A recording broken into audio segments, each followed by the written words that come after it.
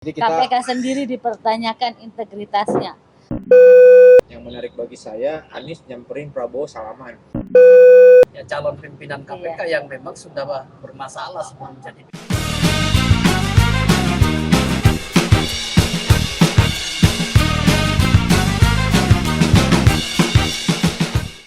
Nah, Fathers, ini ada yang seru sebetulnya mah di dunia hukum kita lagi. KPK meminta fakta integritas ke semua calon presiden, baik itu paslon 1, 2, dan 3, dan mereka menandatanganinya. Yang membingungkan kita, mereka meminta fakta integritas, tapi sebetulnya lembaga itu kan sekarang sedang tidak baik-baik saja. Integritasnya dipertanyakan.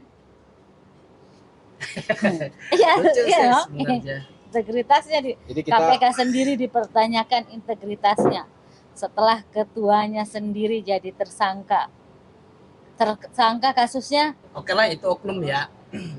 Tapi sebenarnya ini soal integritas KPK itu bukan hal yang baru. Sebenarnya kita sendiri kan sejak pembahasan undang-undang KPK itu kita sudah mengkritisi pasal-pasal yang kita anggap itu akan melemahkan KPK yang hari ini sudah terbukti. Itu kita pakai baju nih dulu waktu kita demo kan, kita pasang ini, kita pakai nih berhari-hari kita demo supaya undang-undang KPK betul.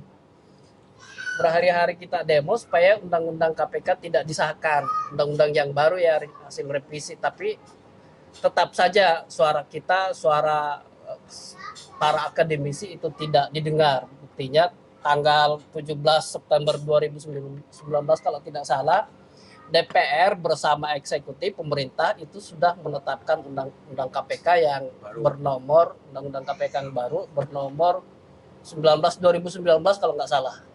Nah, inilah hasilnya, ini yang kita khawatirkan sebenarnya. Dan itu dibuktikan dengan hasil riset beberapa lembaga yang menempatkan KPK sebagai lembaga terkorup setelah DPR. Terus gimana ceritanya? Nah, itu fakta integritas. Ya, saya sih masih mengingat ya, Bu ya. Saya masih mengingat ya, kita melakukan gerakan SEP KPK sampai hampir sebulan ya. Iya. Di 2000, karena kita juga melihat. Kita juga ke DPR kan waktu itu. Kita ke DPR, terus kita juga di jalan sampai nekat demo. Udah lama juga kan kita nggak demo kan. Di 2019 sekarang berarti hampir 5 tahun. Dan terjadi akhirnya apa yang kita khawatirkan. Apa yang kita khawatirkan terjadi. KPK sangat tidak berintegritas karena terlalu banyak pengawasan kiri dan kanan. Kita bersuara keras juga untuk penguatan KPK, malah mendapatkan cibiran. Tapi ya itu mah biasa, namanya juga perjuangan ya.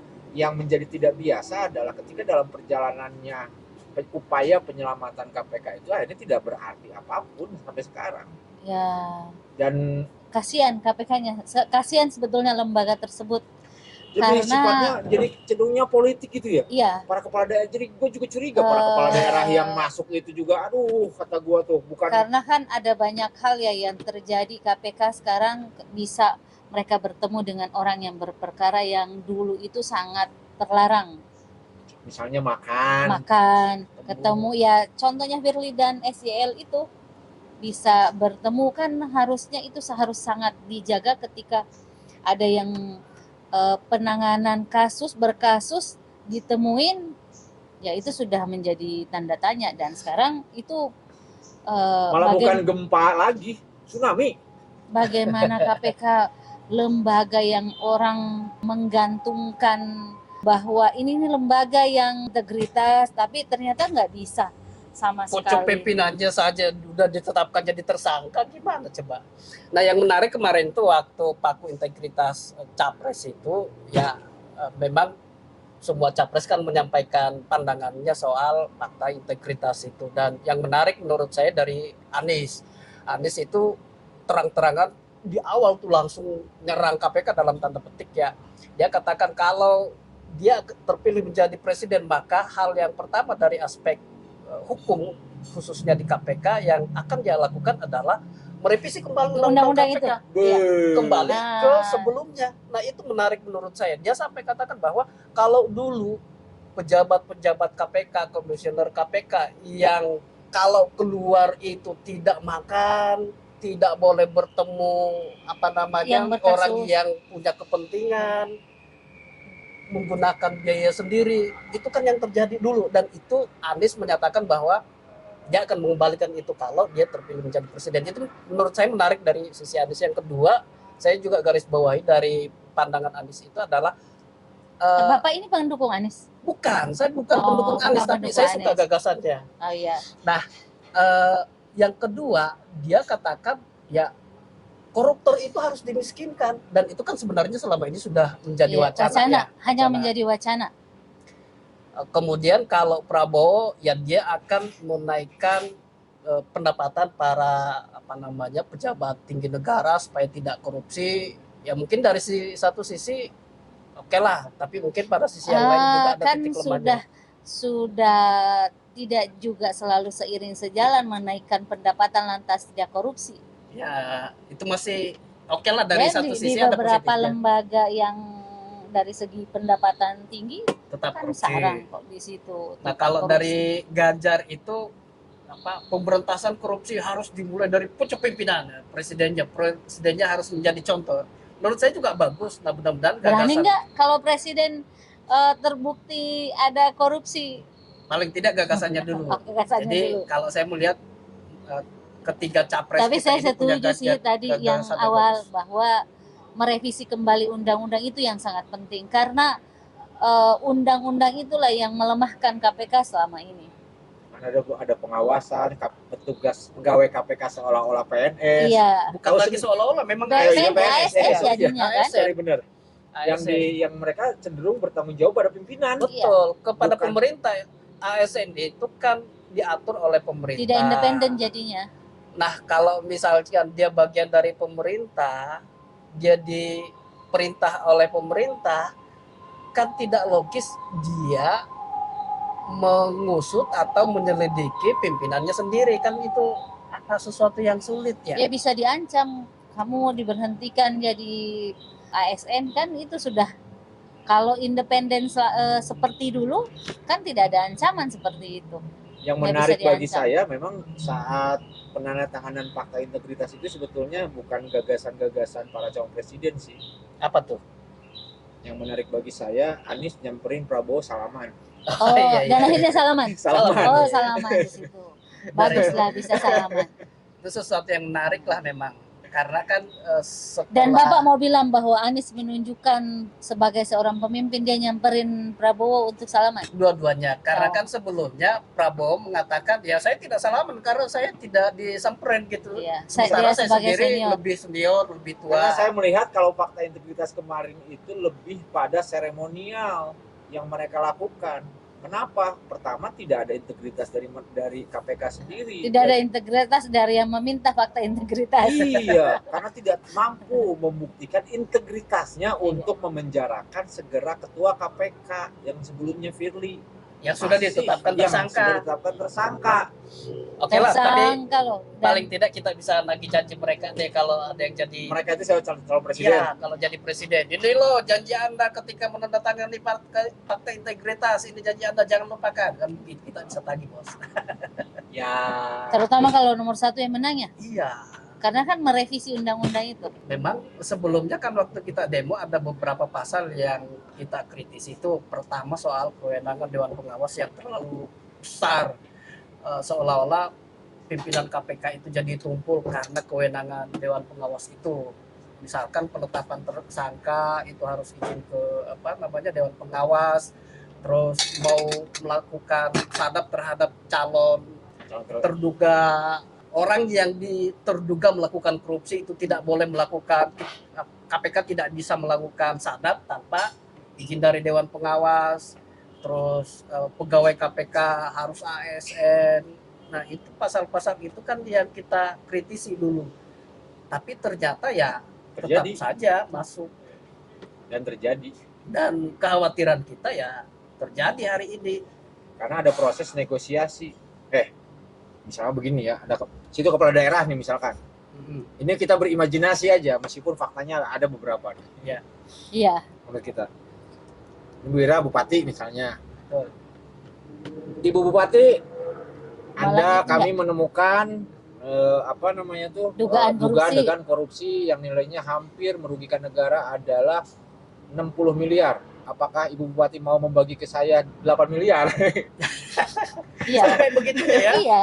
Enggak usah yang terbaru kan suap di rutan KPK yang 94 ya, 93. iya puluhan miliar. Termasuk yang Syahrul Yassin Limpo yang Iya. ngaku itu kan diperas. Dan pemberantasan korupsi ini kan sudah terus digaungkan. Jadi baik-baiknya sejak KPK dibubarkan. Kita tadinya berpikir seperti itu waktu kita demo, kemudian undang-undang KPK ditetapkan. Ya sudahlah, KPK bubarin aja, tapi kemudian kita berpikir bahwa sebenarnya ada yang salah. Bukan KPK yang salah, tapi regulasi yang mengatur tentang KPK salah. Makanya kalau regulasi itu kemudian diperbaiki kembali ke sebelumnya, ya saya yakin KPK tetap berintegritas seperti sebelumnya. Tuh gampang ya, kalau mau membubarkan KPK mah gampang kan? Karena kan ini lembaga ad hoc, namanya juga komisi. Komisi Iya. perlindungan, artinya bisa bubar kapan saja. Iya. Yang acuannya kan pasti Hong Kong ya, Singapura sebetulnya KPK ini. Kalau itu mereka menganggap pemberantasan korupsinya sudah semakin sedikit. Lah ini kan semakin merajalela. Ya makanya menurut saya bukan itu dibubarkan, tapi lembaganya yang Terkuat. regulasinya Regulasinya. yang harus diperbaiki Jadi dulu. yang tadi merevisi Betul. kembali undang-undang. Karena kita punya sejarah KPK sebagai lembaga paling bersih di Indonesia kan. Ya, Ya. Kita punya sejarah KPK sebagai lembaga yang paling dipercaya masyarakat. Nah, cuman hari ini ya sangat menyedihkan gitu. KPK menjadi lembaga kedua setelah DPR yang paling tidak dipercaya oleh publik. Itu kan menyedihkan banget. Ya wajar gitu, karena pimpinan KPK-nya sendiri sudah jadi tersangka. jika mata keadilan sudah sangat terbuka, berarti di sana memang akan banyak sekali proses negosiasi. Jadi tidak akan lagi, seharusnya ya seperti lambang keadilan itu, Mata ditutup, matanya ditutup. tidak Yang melihat dia- Tapi kaya, kalau tidak lama melihat miskin, tidak melihat pejabat, tidak melihat rakyat biasa, kan begitu sebenarnya filosofinya tuh. Kenapa kalau dia pakai tertutup? kacamata kuda, Makanya tertutup. Kalau terbuka, wah ini banyak duitnya, bisa nego nih, kan begitu sebenarnya filosofinya. Kenapa yang lambang keadilan itu ya selalu mata ditutup? meskipun gitu kan, tahu siapa? Ya tantangan bagi para capres sih saya nggak ngelihat itunya. Tantangan bagi para capres adalah ketika mereka mampu menjadikan orang-orang yang betul-betul berintegritas di KPK. Nah. Siapakah masa dari katakan dari jutaan pengacara, jutaan ahli hukum, tidak ada satupun gitu yang memiliki integritas yang kuat gitu untuk betul-betul murni gitu. Murni adalah sebagai ya upaya ada, cuma penegakan hukum. dalam proses seleksinya juga kan Tangan terlalu politik ya. banyak campur tangan politik, ada negosiasi di situ siapa yang nanti dipilih. Kita tidak bisa mengingkari lagi. Oh ini kan tidak bisa dipolitisasi. Nah, bagaimana ceritanya? Pimpinan KPK-nya didiskusikan sama orang-orang politik gitu. Iya kan, dulu juga kita kan demo bukan hanya soal regulasi, tapi juga ya calon pimpinan KPK yang memang sudah bermasalah sebelum jadi pimpinan kan. Tapi ya Iya kan Tidak ada. sempat kita demo juga ya ketika Firly jadi Dicalonkan ketika iya, pilih padahal yang dia udah punya dibuat-buat. banyak catatan buruk sebenarnya. Dan Dan akhirnya dia terbukti. membuktikan keburukannya itu gitu. Iya. Yang bukan sekarang bisa membuktikan bahwa saya itu layak menjadi ketua KPK, tapi membuktikan apa yang orang ragukan terhadap dia. Betul. Yang ditangkap KPK banyak banget lagi ya, udah ribuan ya sekarang ya. Iya, tapi kan Semakin banyak ditangkap, makin banyak terus gitu.